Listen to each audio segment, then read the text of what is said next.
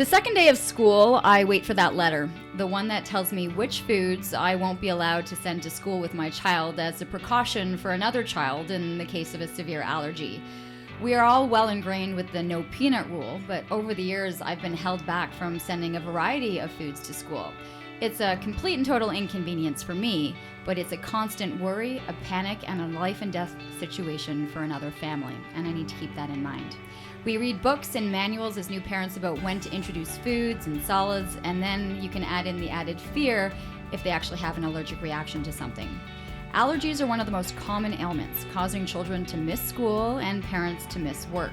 Left untreated or unresolved, stuffy noses, itchy skin, and irritated bellies can lead to actual chronic asthma, eczema, inflammatory bowel disease, and neurological disorders. You can add in fatigue, irritability, body aching, digestive problems, and other vague ailments, all typical of allergy. It can also be related to environmental factors, additives, body chemistry, addictions, parasites, and childhood illness. Lori Preshing is all too familiar with the issues involving allergies and children, to the point, I think, of her desperate tears in the pantry one night. So much so that she became a holistic nutritionist to focus on children with food allergies and finding the right supplementation as well. She created her business and the website Allergies and Me. So she's got amazing blogs covering topics like picky eaters and pooping. I never thought I'd say that. The immune system. I'm going to ask about the NEMCheck protocol and where we're really seeing a ton of hidden symptoms. So welcome to Living Your Life with Lianne Laing, the podcast brought to you by Extension Marketing. And as always, if you're looking for business tools, ways to be able to market yourself, check out their website, extensionmarketing.com. Lori, so nice to have you here. Thanks for having me. Did I describe it well? I when I was researching the topic, I didn't realize, how deep it actually goes. You completely hit it all. Yeah? Okay, that's good. I'm sitting here, mouth open. Yeah, okay, she hit on it. So at least people will know what we're heading into. Yep. And I think, when we were talking outside, I think that first story, how usually for me it's always like the how did you end up here? And it was a pretty emotional roller coaster for you as to how you ended up in this seat 14 years later. Yep. Totally was. I mean, the boys were so young, and we had all kinds of things, gastro, random stomach aches, headaches, not sleeping, hyperactivity, dark circles, bloated bellies, eczema, everything that you listed, we had them all. I mean, I actually have a slide and we went through every single symptom. We've had them all between both of them. And we just started looking for answers. They weren't sleeping. We weren't sleeping. We were exhausted. And specialist after specialist, tests are normal. No, nothing's wrong. Toddler diarrhea. Yeah, that's common. He never had a normal poop. We're going to talk about poop. Mm-hmm. Oh, yep. Yeah, we're going to talk about poop. Very so big. How old were the boys? This started incredibly young. Yeah, they were 4 and 5. They were 4 and 5. 4 and 5. So when you made it through the breastfeeding and the implementations of solids and kind of going through the applesauce and pureed carrots, was that all seemingly normal at the time for you? Yep. Cereal, of course, was in there, and it was either probably corn or soy-based, and not knowing anything of it, and then you move to Cheerios, and then goldfish, and then a whole lot of processed foods. And then the symptoms just started creeping up. And they were eating this stuff. And then they, of course, became picky eaters, self-limiting. That's all they wanted to eat. The sugars, the yogurts, the ice creams, everything was processed. When we started looking for answers, test after test, we were like, you know what? I had a nutritionist back then, and he helped me when I had given birth. And he just said, why don't you just do a food allergy test? And I'm like, we don't have food allergies in our family. I don't know. It took you that long, though, into the ages of 4 and 5 to actually... Yep. To have that dialogue and have that discussion. Yeah. You just think, it's a phase. We'll just get through this. You know what I mean? You're just always, and then year after year, you're exhausted. You're a walking zombie. And then you're like, enough. They were waking up during the night, staying awake, bouncing off the walls. And you're like, this is wrong. Were they able to express that their bellies didn't feel right or that they were cramping? There wasn't an expression for them to know, because it was how they kind of felt all the time. All for them the to time. Not think that it was different. That is an excellent question, because ours was still nonverbal at 5. And we're like, what's going on? At the school, the teachers are trying to show us, there's signs there, learning difficulties. No, he would just scream, cry, and tantrum all the time. And then, of course, my youngest, looking up to his big brother, would follow suit. So I had 2 screaming banshees, and it was like we just couldn't take them anywhere. They were just hyperactive and unhappy and in pain, but we just didn't know it. Oh gosh. Yeah. I would have stayed in the pantry. You was like, here's an item. I'm like, I would have just stayed in there, had a good cry, and be like, I could just figure it out. I'll be here for the night. Yeah. So it was desperate measures. It was. So by the time my nutritionist said, you know, why don't you do, I was like, you know what? Sure. We were the first of our generation. And I kept saying, you know what? I feel like mommy intuition, right? The mommy intuition kicks in. You're like, every time they eat this, they go ballistic. Yeah, I'm like, I think it's the food. Everyone thought, oh, you're crazy. It's not the food. Well, with that first allergy test, and it's a blood test, and I didn't know this. I didn't know what we were getting into, right? 2 pages of all foods listed, and they were off the charts for the stuff that they were eating every day. So gluten, dairy, corn, soy. Just all off the charts. And you're like, now what? So again, we had to be guided through, okay, you have to start removing the foods, calming the immune system, you know, building back their bowel flora, probiotics, supplementation. Okay, so let's go through that. So yeah. Step 1, your nutritionist says you need to have them checked for allergies. Yep. You go in and you have blood work drawn for both boys. One first. The oldest. The oldest Yeah, first. he was worse. He was worse. So blood work comes back. You're given this sheet with pretty much almost every food you can think of. Yep. Is there like okay, I would think a bit of guilt. Like, why didn't I think of this sooner? Am I allowed to say that? You know what? Yes and no. I think the guilt came after, but at first one overwhelm. Like you're just like, now what? And then no one told me. No one told me these foods could cause this. And everyone around me, that includes practitioners and professionals, oh, no, it's not the food. It can't be the food. So you're constantly reinforced with this message, right? So it was overwhelmed. Like, now what do I feed them? Because of the pizza and burgers and like French fries, everything they were eating every day was on this list. So now what do I feed them? So, okay, that would be the overwhelming is seeing the results. And then it's the now what. Yep. Right. It's so where do you start? And then it was watching the reaction now of your boys as you're taking things off the menu. What was happening? Oh boy, we went through some tough times because I was outnumbered. Because they probably want and they probably want still the yeah. French all of the stuff. Okay.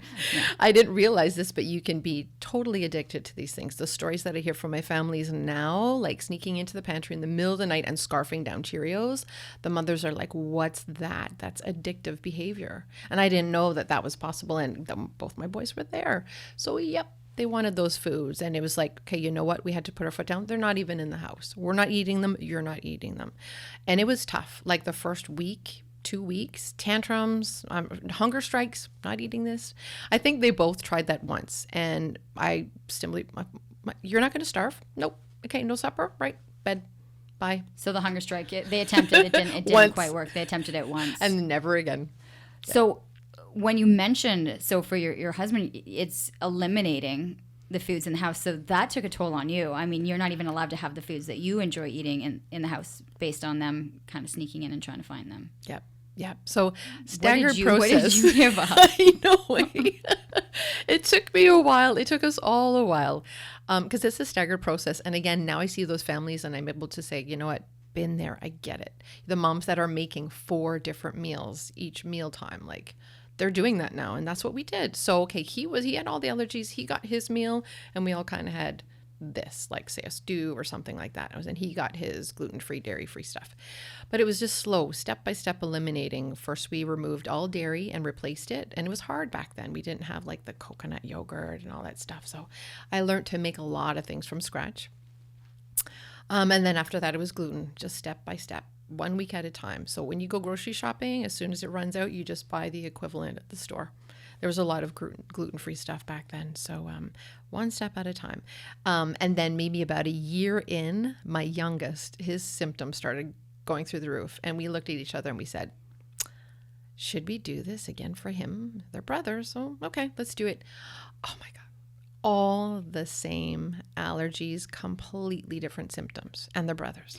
So can you go through what each showed? Because even looking through the list of what hidden symptoms can really be like. So what were the 2 different scenarios for you? And this is what I teach my families. It's just so fascinating. That's where I started getting hooked, going, what's going on with the food and what's it doing to their little bodies? And again, it's only what you only when you remove it, then you can correlate because the symptoms disappear and you're like, that was that. So for example, gluten for my oldest, when he ate it, it caused eczema, it caused hyperactivity, and it caused belly bloat. And he just wouldn't eat. He'd be starving, take 2 bites and not eat again. But gluten in my youngest caused high anxiety, night terrors, and insomnia.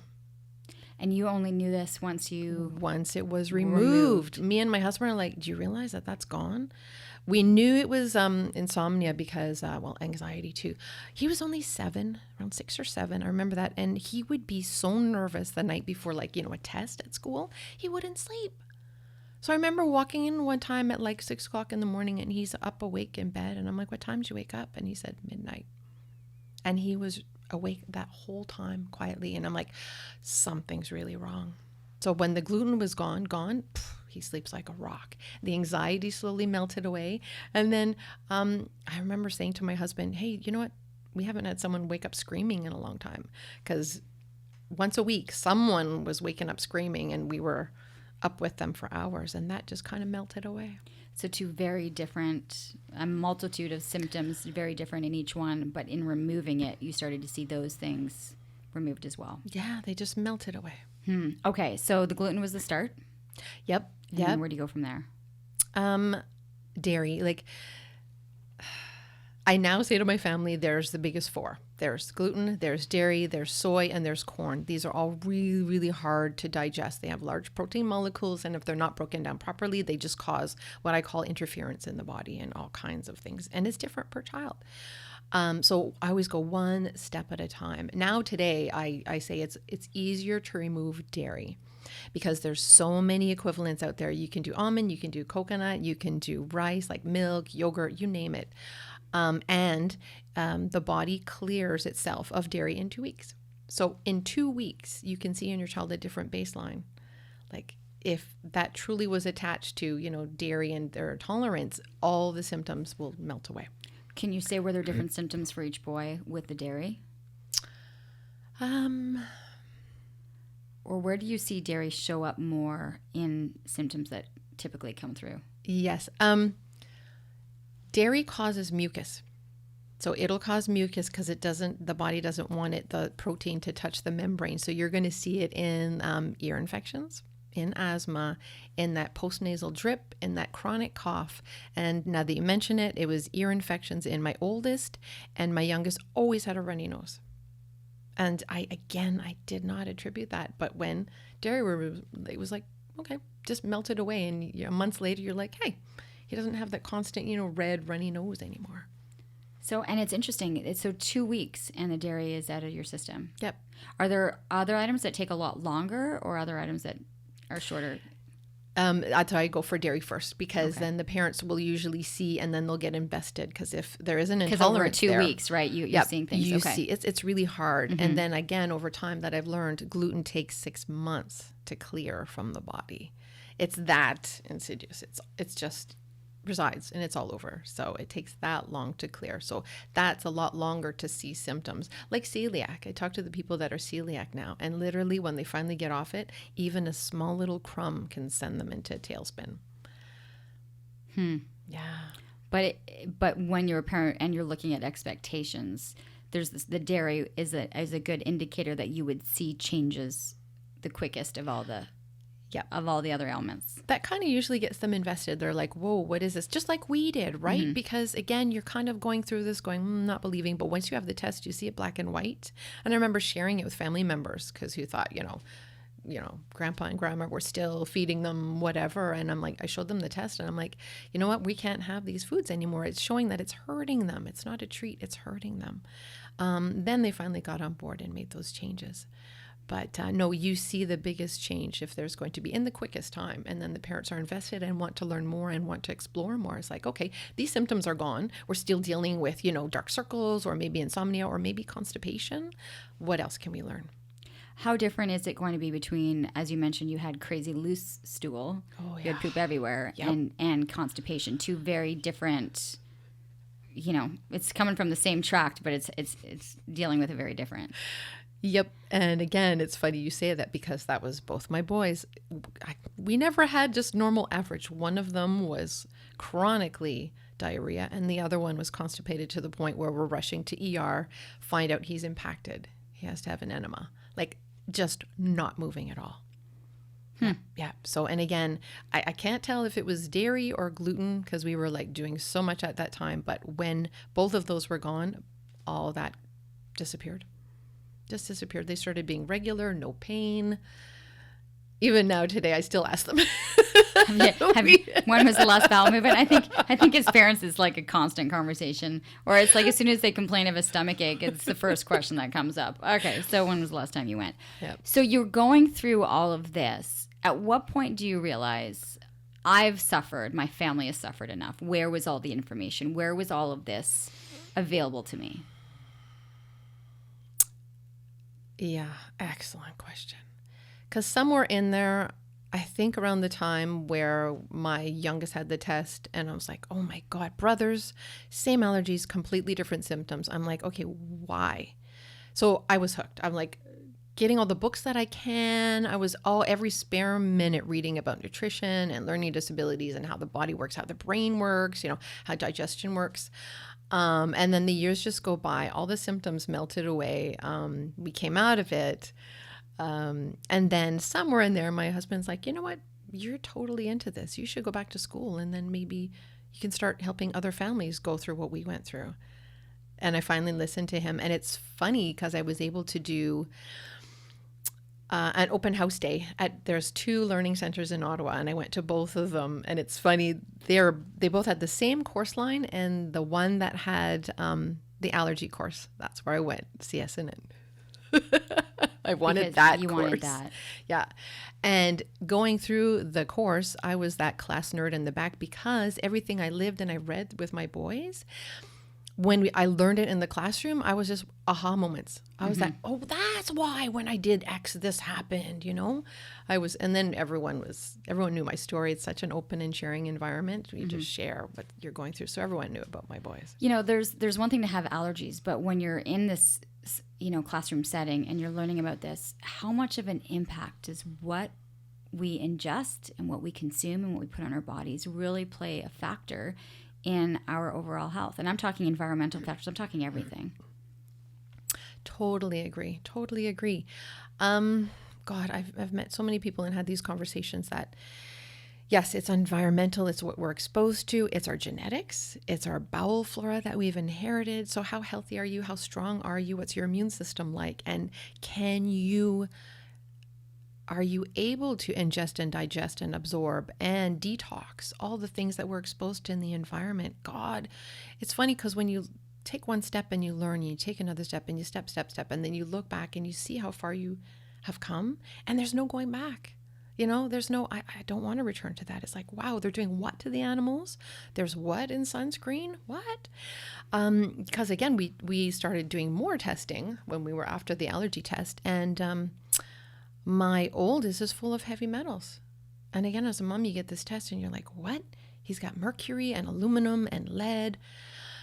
Where is this coming from? So then you have to go and research more. So I learned through my oldest, who taught me everything he was exposed to, breathed, put on his skin, eat pesticides, it stayed in his body because he just couldn't detox it. His systems were topsy-turvy and his body was not able to detox. Are some individuals able to detoxify much easier than others? Of course. Because we're all in the same environment, and yet somebody's going to be affected and not. Yeah. I think there's varying degrees of all of that, right? So if you're healthy or your immune system's strong, you got a great bowel flora, you have no problems. You inherit the bowel, you just mentioned that there's a genetic component. You inherit your so if you have a family history of people who have issues, it's passed on. Yes, and that's again what my boys taught us. They were our guarding light. So from them, I did the allergy test. lactose intolerance. I kind of suspected my whole life, but I just never paid attention. And then I started getting serious about it. And then my mother started paying attention. God bless her. She was like, you know what? I got to do this test too. So she did the test. Guess what? Lactose intolerant, gluten intolerant. So it was clear that it came down from my mother's side. Okay, but this is, I think, where the arguments start, right? Yep. Is where do you go from intolerance, right? The intolerance to the allergy, and where do you pay attention, and how society has changed, and why are we dealing with so many more allergies? Like peanut allergies 50 years ago is not what we're seeing it today. So why such a drastic shift for these generations? This is the $1 million question, right? This is the one that everyone's asking. That's the first thing that the family say if they do the allergy test. I'm like, why? After all these years and all the reading that I've done, again, everything that we just talked about is the thing that all interplays. It's like that rain bucket analogy. You've heard of that, eh? If everything that's in your rain bucket, the tolerance, your microflora, have you gone on antibiotics? What have you been exposed to? What was your mother's health like? And then the bucket will just spill over and you start to have symptoms like the eczema and the asthma and the rashes and the gastro. But yeah, it breaks my heart every time I see an article that, a child dies from eating a cookie. Like that just shouldn't be. It just shouldn't be. So sliding scale, like all I can think of is that it's a sliding scale. It goes from sensitivity, moving into intolerance, moving to full-blown allergy. And everyone's different, I had one client, I remember he said, I love ice cream. I'm addicted to ice cream. I eat 1 cone, I'm fine. 2, I'm fine. 3, boom, I'm rushing to the bathroom. So compounds. It compounds in your body. I'm like that with my wine and cheese. 2 slices, I'm okay. 3, I look 6 months pregnant. The next day, I have cramps. Like it's it's amazing. And sometimes even as adults, right? It's like you decide what's the how much do I want to weigh in? Yep. Do I want the cheese or do I want and it's like, okay, no, I'm up for the discomfort for a couple hours. I'm going to choose the cheese. Or you're kind of going, no, it wasn't that pleasant that time. It wasn't worth it. Yep. But we're making these decisions as adults, and yet for children, they don't have that information or the explanation to be able to say it. So you do the course, you start to implement this. Was it? It's one thing to be able to show a person a list and be like, by the way, these are all the foods that they're allergic to. This is what they're intolerant to. Here's your list, go home. Or I really feel the benefit then is, okay, where's my how? Okay, now that I know this, now I want to know how do I deal with it and how do I fix it and what are my suggestions and how do I make alternatives? And I would think that's really your experience is to, this is your reality, now here's how you're going to deal with it. We didn't have guidance. We got the test and, okay, so don't eat these foods. Bye. And I actually have people that come to me that have had that test and their lists are even longer. Like there's a whole bunch of red down the first page and they're like, what do I do? I was literally, don't eat these foods. Bye. So because we went through that, we didn't have the guidance. That's what I want to be. I want to be the help that I needed 14 years ago. So I'll take your hand. I'll show you. Because 14 years ago, I was literally reaching out online, Yahoo groups. I mean, Facebook wasn't even around back then, right? So I was Yahoo groups and phoning moms and how are you doing this? And like just trying to cut through the jungle of what am I going to do next? So that's what I do. I hold their hand like, okay, one thing at a time. Start with the milk. Then when the ice cream, swap it out. Yogurt, swap it out. Butter, gone. Use this instead. Coconut oil. It's just one little change at a time. Just one. I've had moms come to me and say, I want to overdo the whole pantry. And I'm like, you're setting yourself up for failure because you'll just be in there crying like I was closing the door, because that means everything will have to go. Everything.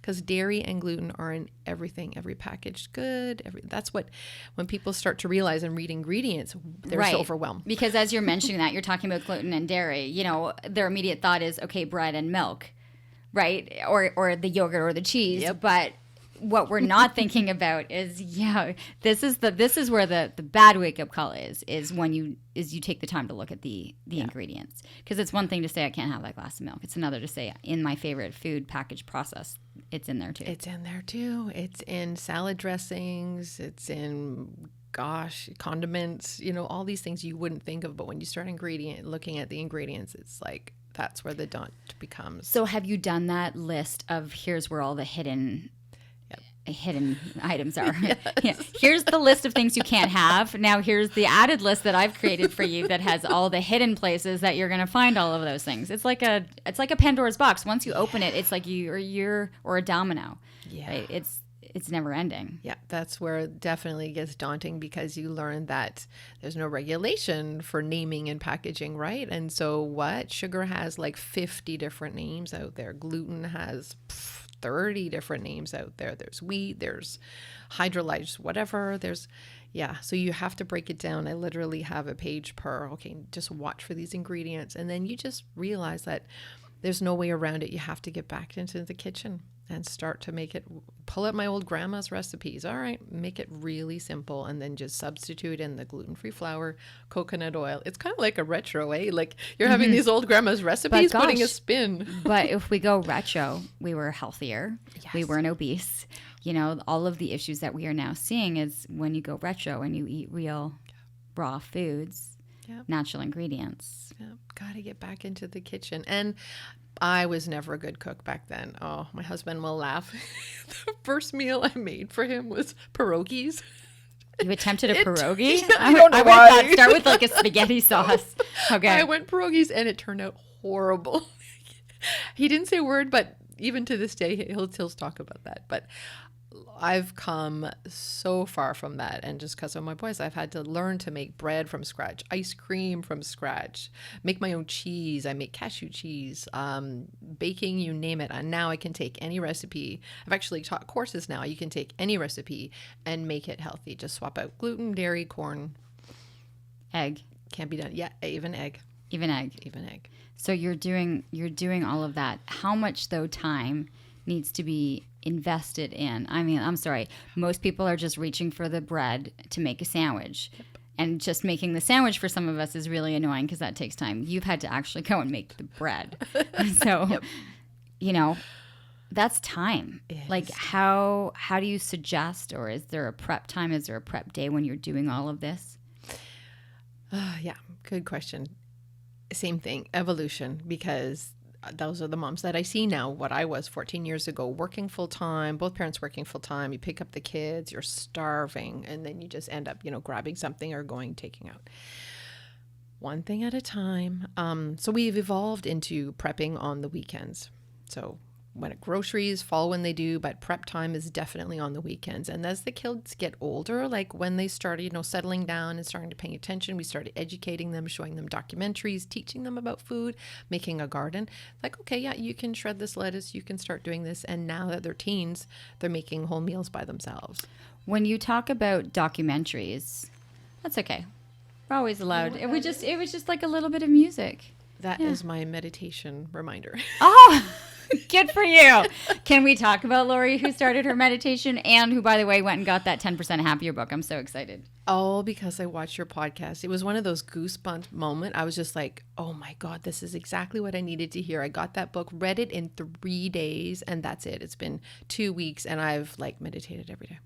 It's a great, I'm so excited. Like for me, this is like my happy moment is when people just say I listened or I thought about it. I went and did something and it's changed like that. Those are my winning moments. And I'm so excited because a lot of people have actually picked it up, and I even had like my nieces they just got my new husband started on it, and he's like and he's loving it. And I'm just like, hey, these are like big wins for me. Yes. Okay. So, Sidebar. So that's, well, at least now I know what that app sounds like. It's really quite soothing. Yep. I don't even know, where was I?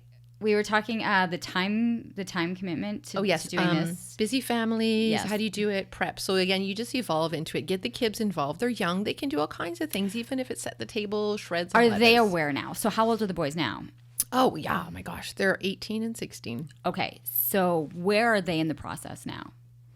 Will they still try to sneak in something and then will just keep quiet about not feeling great? Like, how do they deal with it? It took a while. I mean, each one of them were different. We still have lots more to do detox for my oldest, but my youngest bounced back immediately. And I was one of those, again, nerd moms. I would do the allergy test because I wanted to see the markers come down and feel safe. So I remember the one time, and it was just a couple years in, my oldest, the markers were all gone. and I let him go out and have pizza with his friends. So they can have these foods, but once in a while. Like, so the symptoms aren't extreme. The body can tolerate these foods again. But they know, like, if he goes out too many times with their friends and has it, things will start creeping up on him. How often should people then do the markers once they've cleared it from the system to be able to, and how important are knowing those markers so that you can maybe also indulge or enjoy? Yeah. I did them every year. If you do them any sooner than that, you might not see any movement because it's really neat. I mean, it comes in a color-coded barcode, right? And you can see them come down and the numbers decrease. So yeah, every year I saw sizable movement. It was wonderful to see. And just like we were talking about adults, you know yourself, you have the once and then the twice, and then the third time you're going to pay for it, then just stop it too if you can. I mean, I'm still craving cheese all these years later, but I know if I eat it, I will really pay for it. So you find cashew cheese. I love cashew cheese now. So you're able to do that. Yeah.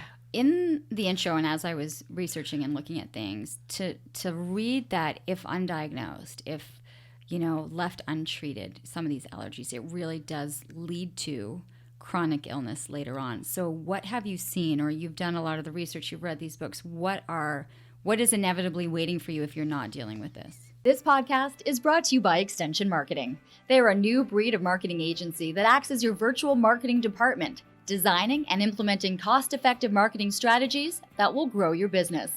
I can speak to this personally, as I've been using the Extension Marketing team to help me launch and grow my business. Founder Pat Whalen has been a lifesaver for me, a genuine coach, guiding me along the way into uncharted territory. Tell them you're a friend of the show and receive a free 1-hour consultation. Check them out at extensionmarketing.com. I think that's going to be completely different for every single person, right? And I often wonder, because celiac is one of the most severe, right? Even a crumb sets them off. And I wonder if does it slowly compound in the body and then one day boom, or does it just go like a switch off on? I don't know. I'm still reading, I'm still learning. My families teach me now. But I know that in my boys, it definitely compounded. It crept up over time. Like the tantrums just got bigger or louder. Their foods got reduced to just literally 4. They would eat just 4 things. And as a mom, I also listen to your mommy instinct. Somewhere, if you listen to that little voice inside, which meditation helps with, you listen to that little voice and it's right. Just follow it. Just listen to your instinct. When I went through your website, the blogs, the topics were amazing, right? So you have the blog on the pooping.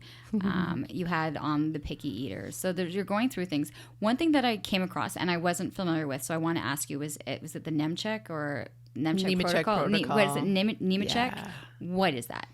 I was actually asked to write that. Friend of mine working at a clinic asked me to read it and write it just for my thoughts, and I want to do a comparison because there's so much literature out there of things you can do, diets you can oh my god, there's books written on all these different diets, GFCF, and then there's the specific carb diet, and then there's the oxalate diets and the Fennel diet. I'm sorry. Okay. I'm getting off topic. No. And I pretty much think I know quite a bit that's going on. But you didn't mention there keto or vegan or paleo. Those are the common ones. What on earth did you just mention? What were you talking about? I'm sorry. I'm nope, never heard of it. What are you talking about? There's this incredible woman I follow, Julie Matthews, and she pretty much founded it all. But she, now 20 years in nutrition, she helps children with learning difficulties or on the spectrum or ADD, and she's finding that their bodies just aren't able to tolerate some of the things that are in foods, and one oxalates and salicylates. So this is a subset category of things in foods other than gluten and casein that's in the dairy. Subset. It's a different category. Yeah. Oxalates? Yeah. What are they? I'm sorry. I would like to know. Yeah. And especially too, I think right there, you just piqued the interest of people who do have children on the spectrum, with learning disability. Right now, you've piqued their interest a little bit more to go, Yeah. Okay. So basically, it's just a subset of oxalates are basically crystals. and the body just can't break them down. So they just end up circulating in the body and causing all kinds of havoc. You can have like bladder infections. It hurts when you pee, when the child pees. Your eyes hurt. You're constantly rubbing your eyes, joints. It's really fascinating how these crystals just kind of migrate all over the body just because they can't be broken down. And again, she's finding a lot of these children on the spectrum are having these issues, just can't break down the food properly. After you do the gluten and casein diet and your child gets better, but then these new behaviors coming out, then start looking at subsets. Are they having too many nightshades? Potatoes, mushrooms, tomatoes, they all have a subset of, I can't remember what the word is, but there's something in that food family that the body can't break down. So it's different per child. So she just helps. And I've followed her. Actually, I'm looking at taking her certification course because it's fascinating as you get through all the levels to find out, okay, what's going on? My child's body is not tolerating these things. If that answers your question. Okay, so it does, and then can't bring it back because the name check is how we went on this. Yes. Okay, so what was that again? Okay, really fascinating. So he is a doctor in the States, and he specialized in children on the spectrum. And his big thing is, okay, I'm going to get this right. Olive oil. So he treats them like with really good quality omegas. And then that's it. A prebiotic. So not a probiotic, prebiotic. So food for the microflora, inulin. And that's it. So he's literally treating kids with olive oil, that's your omegas and your fats, and inulin to feed the good bacteria. And these kids are getting better. Okay, and I'm sorry because I might throw everyone off right now. Wasn't there something oil? There was like a movie. What is it? Lorenzo's oil. Why am I feeling like this is a similar, right? Veronica's yelling at me right through the window. It's perfect. Is that similar?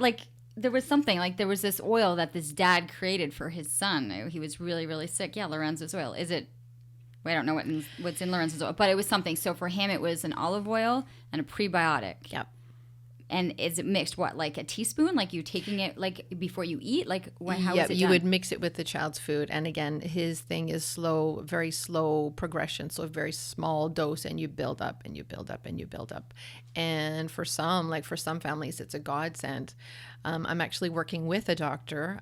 He sees children on the spectrum and the ones that don't respond to probiotics because sometimes their bowel flora are so bad and just overgrown that even a tiny amount of probiotics will set them off. We call it die off, and you'll get severe behaviors. He's treating them with inulin instead, and they're getting better. So that's what that book was about.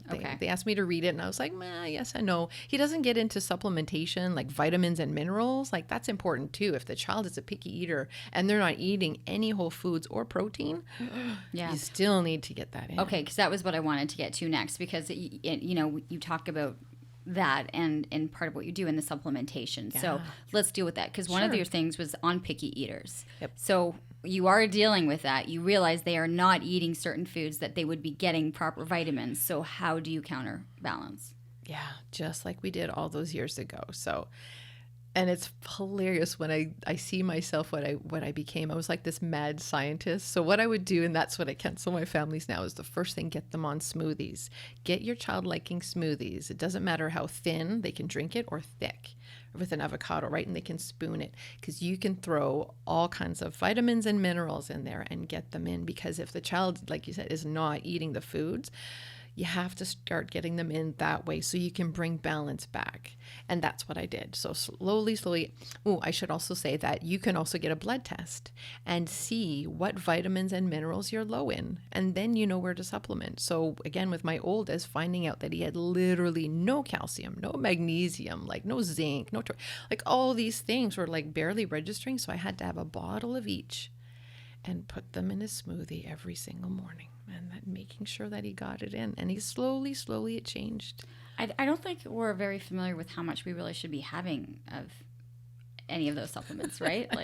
How much of the zinc and the magnesium and the vitamin D and the calcium do you break that? Do you know, is it based per age, per child, per weight, per what they're not getting? What I did back then and what I do now is I just go with the symptoms of the child. So I've learned, and again, through school, that's what tied it all together for me. When you are deficient in certain vitamins and minerals, the body will show classic signs. So, okay, so let's go through that. Yeah. So they're deficient in vitamin C. Is there something that you would be able to see on the other side? Vitamin C, like vitamin C, vitamin A, you might find like brittle nails, dry skin, like your hair breaking off. What was the other thing? When you need good fats in your diet, when you need EFAs, this one's very interesting. You get this bumpy rash. And it's usually on your torso or the back of your arms. So usually parents will come to me and say, oh, he has this weird rash. I'm like, is it on the back of his arms? They're like, yeah, how'd you know? That's a classic marker that you're missing essential fatty acids. So Does that apply for adults as well? Yeah, I have some adults with that. It's like, you know what? Start giving yourself the fish oil. And again, halfway in there for my kids, I was like, I should be taking this stuff. So I started as well. So I go with symptoms. That's how I kind of feel through it because everyone's different. You correlate. But again, you learn through the schooling, vitamins and minerals when you're deficient. Oh, here's another one. Zinc. Really important. Totally underestimated.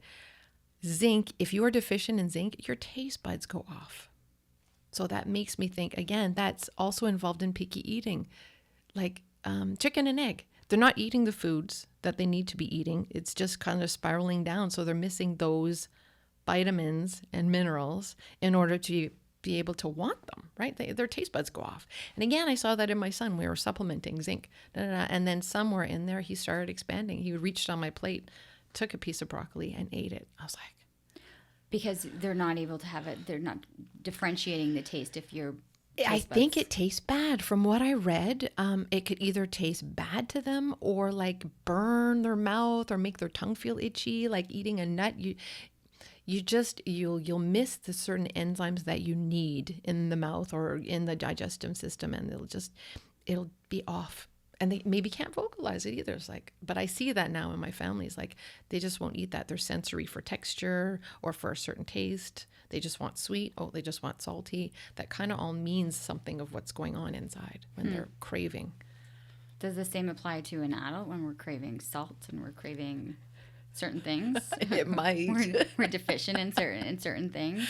So, it's one to be able to have the dialogue with a child as to what's happening, or if they're too young to be able to see this. What is happening when the children are incredibly young? Like, you're already dealing with it at 4 and 5, but you could have people even very early on that know a certain food is it's deadly. It's one thing to kind of have outbursts, but another one to know that they could die. How serious and how early on is that detected for people?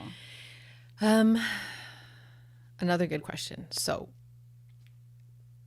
I work with the Ottawa Anaphylaxis Support Group, the OASG, and they're an amazing group of people. And again, they're just that. They're the families with a very, very young child and very, very severe allergies. They're all EpiPen territory. They advocate, they help you. There's resources. They help you go into the schools. They're great. I've heard their stories, and it's just phenomenal because, there's a whole, like, the introduction of foods when your baby, becomes over 12 months. And people are just petrified now to introduce that peanut, right? Because of everything that's out there and what's going on. They're now scared. So now I'm like saying, okay, you know what? Don't make them eat it. If you have any hint of it being in your family, you know what you do? The easiest thing you can do is put it on the inside of the child's wrist. That's your most sensitive skin, and that's very close to the veins there. And leave it for 24 hours, well, the remnants of it, and you'll see if a rash starts to come out, there's an allergy there. But I mean, you don't have to go as far as testing it, but yeah, it's funny that you say that most people are terrified. Like, I didn't even think about it. Same. When I gave my kids peanut butter for their I didn't think about it, but it was not in my family history. There wasn't anything I hadn't been exposed to, allergies per se. So for some, it's not even in their thought process. And for others, they are sitting, stuck with anxiety over even the thought and the process of introducing these foods. And do some people just not introduce them for fear of that? Yep. They won't have it in the house. Like, and again, I get it, because there's the moms who are on EpiPens themselves. They won't have it in the house, and they don't want to expose the child. But that makes sense, right? There's, as you were talking about too, because it's past, there is that. Yep. That there would be that fear. Completely. Same thing, on the same vein. I have some where they learned, you know what I mean? Like the child eats a mouthful and then throws up, or the swelling happens, or they rush to ER, or maybe they didn't because it wasn't severe enough. But at some point or another, they start to see an allergist and realize, okay, as the more that my child is ingesting it, it compounds, and it's just going to get worse each time. And then they're like, okay, none in the house, none. And trying to make family understand that, you know what? We don't want it to be any more severe than it already is. Please do not bring it in the house. Is there a, what's the word I'm looking for? Oh my gosh. Like difference between boys and girls? Are boys like gender? Is gender? Yeah, is gender a factor? Wow. No, not with what I see. Not with what I see. Not for allergies. Not with allergies. I mean, having a diagnosis is a whole other ball game, but no, not for allergies. Not what I see. I'm not seeing. I'm just seeing when I start to ask the questions, like how was the birth? Did you breastfeed? Was it a C-section? Were they given antibiotics? Is there a difference between a C-section and a natural? Yes. Why would you ask those questions? Yes. Okay, why? And it's really cool too, the stuff that they're doing overseas. Okay, so when the baby goes through the birth canal, literally, what's happening is they will inhale, like as they come out, they will inhale mom's probiotics for the first time. That's their first exposure to it, is when they pass near, through the canal. Yeah, through the canal. Yeah. That's when they're inhaling it. But if they're being pulled out of the belly, not having that trip, they don't have any exposure to probiotics. So what they're doing now overseas is really neat. They're swabbing mom. And then they're putting it in the child's mouth, so they can have the inoculated with their first probiotics. That's where it comes from. And then when you breastfeed, that's also probiotics. You're getting the good guys from mom. So if you do C-section and then you do bottle, and then they have an ear infection, and then you start with the antibiotics, I always tell my clients, fight out the antibiotics as they just kind of decimate everything, good and bad. And then what happens is the bad guys are more aggressive. So picture a field of dandelions. Just dandelions take over, and that's what's happening inside. And then you'll start to have the rashes and the symptoms start popping up with what's going on inside. So it's really fascinating. So those are the things that I look at, and I really haven't seen. Excellent question. If there's a gender difference, listen, that question just led to if it's a C-section or a vaginal birth, and I would never have thought that the inhaling of the prebiotics is or the probiotics is part of this. Yeah. Really neat and stuff. do the parents and the families that are sitting there and you ask them that question, do they ask, why did you ask that? Yes. Okay. I'll tell them. It's funny because it's like, it's been my world for so long. I don't realize that other people don't know this stuff. So when I'm telling it to them, the look on their faces, I'm like, oh yeah. Because I'm on all these pages and I read all these things that they're doing overseas, and it's just so cool. So yeah, that's what they're doing now. They're swabbing and putting it in the child's mouth. Are we doing that here in North America, or that's just being done in Europe? I think so. So far. So far what I've seen. I think so. Yeah. I'm just wondering if there's a pregnant woman right now who eventually ends up in a C-section and she's on the table, be and like, ask, hey, by the way, can you just swab me, and just put a little bit in my baby's mouth? And they're going, haven't you read the newest research? Yeah. Okay. Who knows? It might come, but it makes sense. It makes sense. The studies are now there and showing, right? Mm-hmm. So this business for you has made sense. How many families, like on average, are dealing with this? Is there a percentage of children who have it, who deal with it? What are we seeing? It's funny because my perspective, I'd say, is now skewed because that's all that I see, right? Yeah, that's all that I see. Like I would say 100% of my families, the child is experiencing any kind of range of symptoms, and maybe mom or dad learn from the child. When we start talking about, what's happening, they're deficient, they start doing testing, and then mom goes, you know what, I've got XYZ, I should start doing some testing. It's usually like, and then it'll work backwards just like it did for us. Our boys taught us.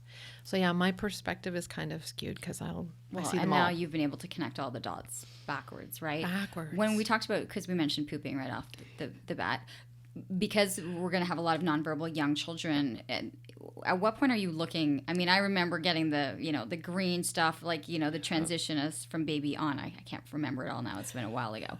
But how much focus should you put on what's coming out?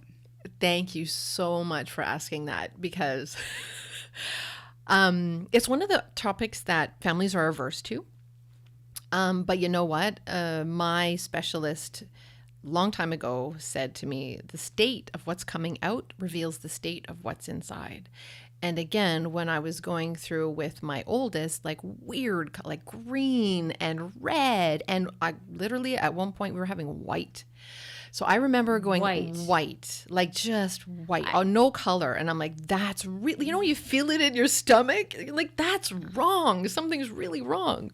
White. I mean, So, I get the red because anyway, if you've had beets, like, or something. Peaked, like, but white, like, what's in that? Like, what, like nutrient? Like, I'm just trying to think, like, there's nothing to. Well, Okay, wow. Okay, I'll let you go. Being the nerd that I am, I literally Googled it. And again, other moms there are blogs out there dedicated to poop. And that's what I found. And literally color means something. So white poop means that literally he wasn't making enough bile to break down the foods. So like, as I monitored it, like sure enough, like pieces of food were coming out completely undigested. Pieces of meat, pieces of corn, like way back, he wasn't digesting anything. White means there's no bile. They're not breaking down anything. And green is the other way. Green is too much bile. Maybe they're getting too much fat and their body's just excreting all this bile. So it's fascinating, like they're sandy, so color and texture all mean something. And again, my intuition was screaming at me, there's something to wrong. it. Okay, so we've covered white, we've covered green and color. Then you just mentioned texture. Mm-hmm. So what are we looking at there? Okay, so that's what I say to my boys and all my families. The questions that you want to ask, you're like, okay, so you're going once a day, fine, but is it logs or is it pebbles, right? Okay. So texture, it's called a Bristol chart. It'll show you, like in the doctor's office, they'll be like, oh, you should be right around here. And it should be like a nice normal log, and no pain, no bloating, no gas. But as you start to deviate either way, so this is hilarious that we're just talking about. I think it's so valuable. Trust me. And I'm telling you right now, there are parents right now who are going, okay, at their pen and paper out going, okay, so let's go back. So the log. Okay, so let's go texture. Yeah. So log, just a solid straight line, no straining. It should come out. But if you go the other way, if it's too watery and there's air and they're gassy, so it's fermentation is going on.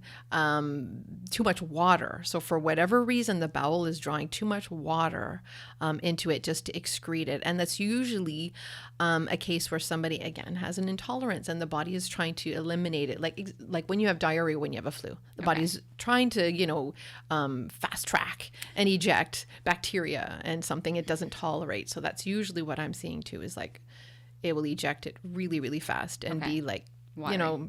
We all watery and not even formed and maybe some pieces of food in it. Okay. And then you go the other way. So sometimes people will think, oh gosh, I have diarrhea. Yeah. But it's not. It could be an intolerance or something to what you've eaten. Okay. So you have to watch, like, again, in context, right? If you have it for just a weekend, it goes back to normal, maybe it was a bug. But if it's chronic and ongoing and slowly getting worse and you're starting to like, okay, I need to do some tests and stuff, then start looking at all these other options, right? Look at food intolerances. Look at, okay, what am I eating? What's going on? Is it IBD forming? Mm-hmm. Like, there's so many things that it could be, but it's like chronically. Okay. We did not hit on the rabbit one, the small, so pebbles. The pebbles. So that's the total other extreme. And this is what I say to people too, is like, okay, so normally you should be going once a day. But the longer it sits in there, it's not like a parking lot where it just sits there. The longer that it stays in there, the bowels and intestines are still massaging it. So it's still pulling water out of it. So it becomes harder and harder and harder. And then there's no lubrication. So it becomes really hard to pass, right? So then you're left with these dry rabbit pebbles, like you were saying, and all the water is drawn out of it. And then what's happening in the body with that is that it's called auto intoxication again. It's literally pulling back in the toxins that should be eliminated. So getting the kids pooping is so important. Like 90% of the families that I see now, the kids are not pooping. They're on prescriptions, or they're going, you know, every couple of days. And again, same thing. I didn't think anything of it, but now that I know better, getting them pooping every day is so important. How safe then is using a suppository if you notice that your child's going days without it, that you would say this would be when I would consider doing it? Yeah. I mean, I was there. Again, chronically, if it's something that's ongoing and they're just getting worse, they're getting bloated, or you've had that wonderful trip to the ER where they're impacted, then start to look at something is causing the body to not move like that. It's called peristalsis, when the muscles of the intestines, and literally when you take a first bite of food, the whole thing moves like all the way down. The whole thing starts to wave and push it out. So if that's not happening, there's something underlying stopping the body from doing it, right? So you have to look at that. But yeah, in a pinch. I also say there's other things like you can do Epsom salt bath. That's pure magnesium. That can usually help. And then way back when my kids were young, I was doing this too. Castor oil. Old grandma's trick. Castor oil rub on the stomach. We'll start to get things moving. It literally gets soaked in and lubricates and starts to get things moving. The same thing for an adult? Yeah. Done it. Real and Yep. You felt it work. Oh, yeah. And there's other things now too. Okay, so this is like, I think people, goes way beyond kids. Okay, so castor oil on, rub just a little bit right on your stomach, okay. right on your intestines, right there, right on your belly, and it'll get soaked right in. Okay, Yeah. so that's one. What else? What other tricks do you have? There's teas. There's certain teas. Fennel tea is amazing. It can get senna tea. Oh my gosh, my boys are gonna laugh when I talk about this. We call it clean out tea. So once a month, I'm like religious about this, and we all get clean out tea, like just once a month for peace of mind. And it makes, like, you have a glass of it in the morning and 5 hours later, you're just like, it's out. It's all out. And it's just an herb. So this is the stuff that I recommend to my family. So Epsom salt baths, herbs. And there's actually this essential oil that I just recently purchased. And same thing that's in it. It's licorice and fennel. Same thing. All you need is a few drops rubbed on your belly. And in a couple hours, you're in the bathroom. Those are really good. I know. They're really good tips to get things moving. But yeah, like, depending on how long it's been going on and if it's compounding in the system, it's not going to be the worse, quick fix. Yeah. Like you haven't gone in a week and you do that. That's not the quick solution. No, there's something else going on. Yeah. How are tests covered? To go get this blood work done, to go get this. How far are we in terms of being proactive about it? Some are, some aren't. Some people have really good doctors, that will do it on prescription covered by OHIP, and then some plans will cover it. Yeah. So you just have to start asking the questions. Start asking questions, looking for answers. Okay. There's a ton of answers. There's a ton of great information on your website. It's www.allergiesandme.ca. Yeah. Is that just the best thing for people to go there? There's some resources. There's blogs. Like, what were you hoping to have for people on that first look on that website? Just sharing our story, hoping that it resonates with them, and that if they want to look for answers, start, taking action, start making changes, and just to connect and then go from there. There's so many resources in the city that I've just uncovered that are amazing, local people, passionate, that can help. It's just about connecting people with what they need. And it's available. Like, there's a resource center, there's sources, everything. That's there. Okay, so allergiesandme.ca is the best way to reach out to you. And do people come to you? Are you going to people's homes? Like, how does it work with you? I work at 3 different clinics in the West End, actually, kind of like a day per, and then some Skype, some Zoom, some phone. And I've actually visited homes. I was going to say, do you help? I would think probably the biggest asset is having you go through that pantry. Oh, yeah. I would think, right? Yeah. Like, if I'm in that kind of, I would think having you in my pantry. Yeah.